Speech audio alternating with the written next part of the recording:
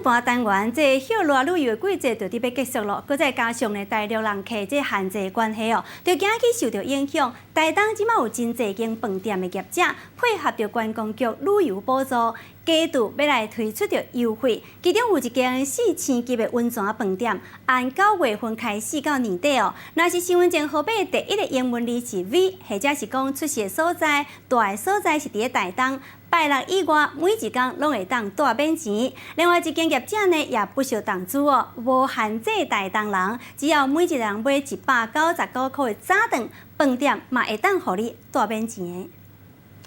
饭店打出真醒目的告示，其中上啥人来看的是这个大大的字，顶头写着台东的乡亲秋冬旅游有免钱，这么大方，敢讲头家是着大奖？其实是随着热气球活动结束，台东就要进入传统的旅游小月，就惊景气伤歹，业者赶紧来杀优惠，要互台东的乡亲免费来住，家己的生意爱家己救。让台东这些乡亲可以来到饭店，就是住宿。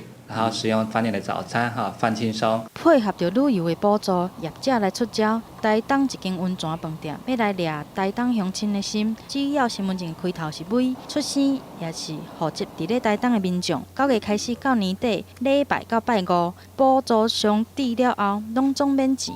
因为下半年度的部分刚好因热气球刚好结束，那趁势推出这一波的秋冬补助专案，那希望大家都能够前来台东旅游。抢人客大战，阁有这间连锁的饭店，阁较阿萨里，只要2个人来，每一个人来买199块的早起券，就会当免费来住。另外，阁送价值880块的暗顿。重点来啊！这个补助无限台东的人，全民拢会当用，民众拢感觉真有兴趣。我觉得这个很理想啊，这个我们像我们的银华组的哈。我们这个对我们来讲很好啦，我们很喜欢。